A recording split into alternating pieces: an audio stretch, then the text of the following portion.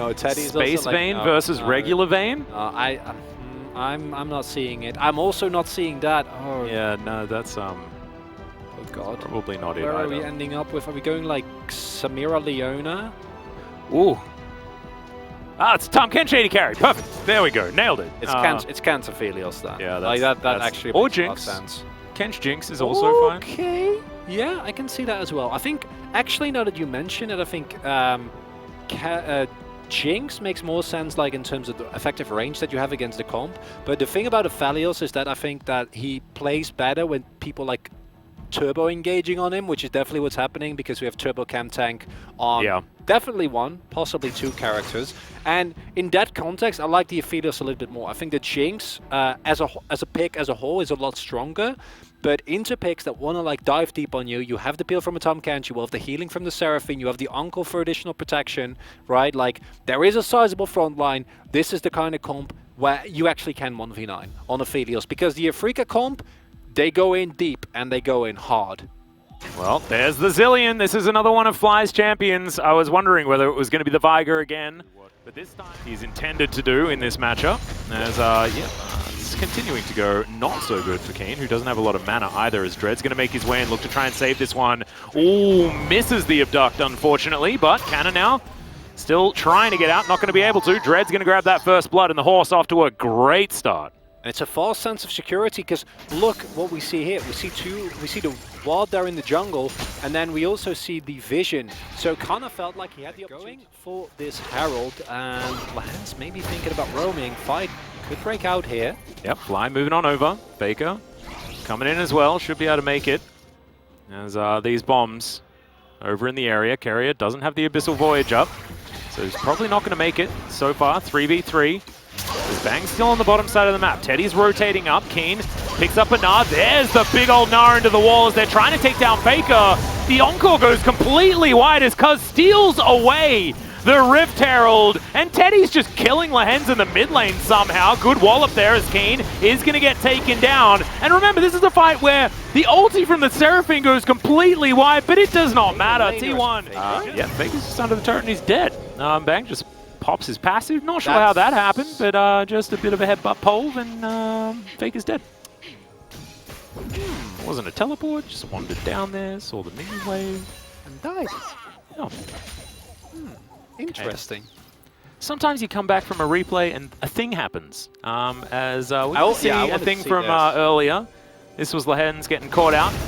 Ah, yeah. So he engaged with Teddy. Teddy eats him up. Eat him. And then Teddy's like, thank you. Bye-bye.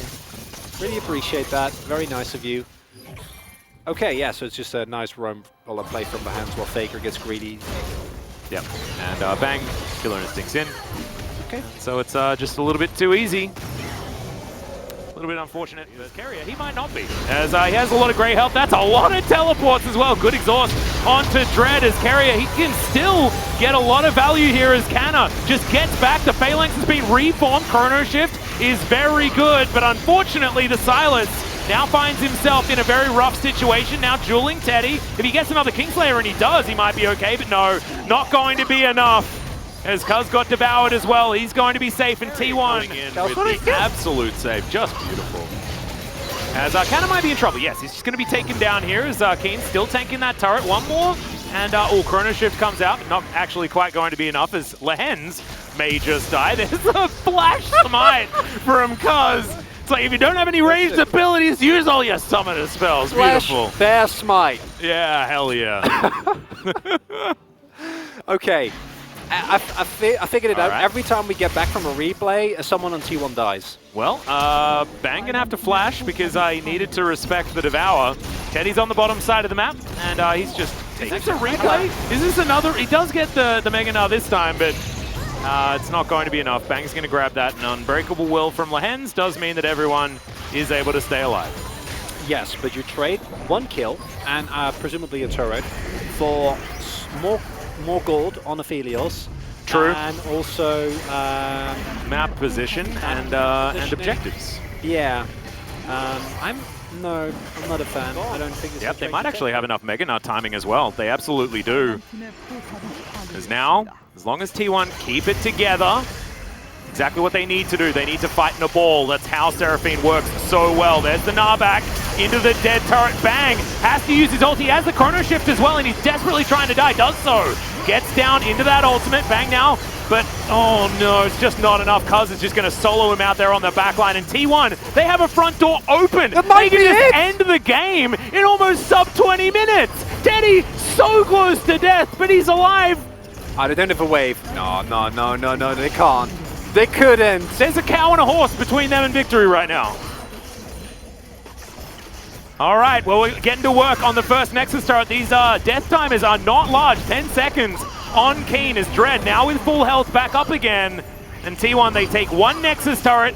Now they're looking to back away. Listen, I'm not a fan of Tom Kench, but non-ironically, like, KERIA's playing it so well. Because you can see the impunity with which T1 can move up, and that's a beautiful sandwich that they create there, where Afrika is... What's the sandwich got in it? That's a... Okay, I need... Do you want, like... Like a pastrami sandwich, one of the really good pastrami sandwiches? Sure. Does that... Oh, yeah. I'll show you the place. Okay. There's a place just up the road. It's really good. That sounds lovely. There's, you know, a lot of meat to this composition.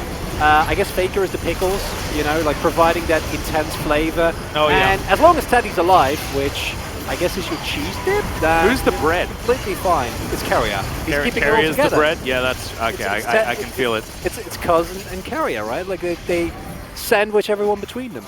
Is pickle really a sandwich thing though? Like I don't know. It sounds like a burger. He's by himself right now. The Baron is going down pretty slowly, however. Cuz is up a level. Yeah.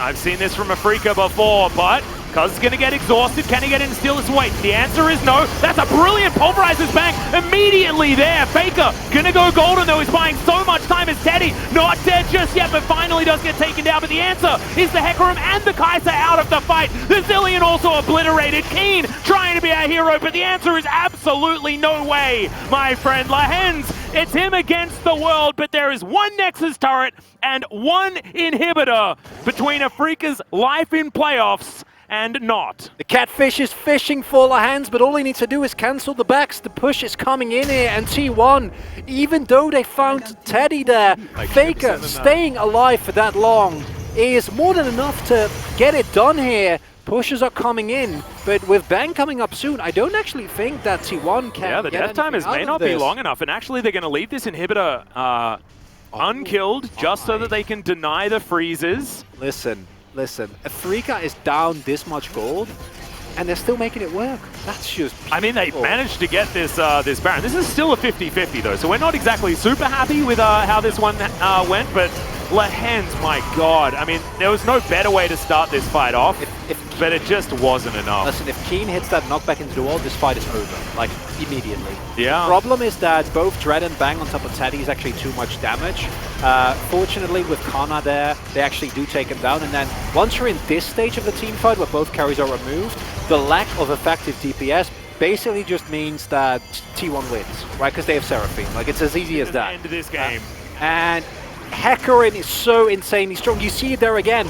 The only reason that Teddy stayed alive for all of that, the coordinated dive, the encore from Keen, is KERIA, right? Like, without that, we mean Tom Kench so much, because it's such a, I don't know, like if it was a sandwich, it would be a bad one, but in this scenario, it's just the ingredient you need, right? He is this tasty and firm bun that keeps it all together, and T1, they fight a crucial victory in Afrika, unfortunately. If you have the right condiments, any sandwich tastes delicious. That's what we learned from this one. The Tom Kench working out very, very well. And unfortunately now we have to say goodbye to the Afrika Freaks when it comes to getting into those playoffs. Really unfortunate, but I think that T1 showed us that in that last game, yes, Seraphine's still busted, but Tom Kench can work as the substitute for that Thresh that feels like he's almost necessary if you're going to play Aphelios, if you're going to play Jinx. These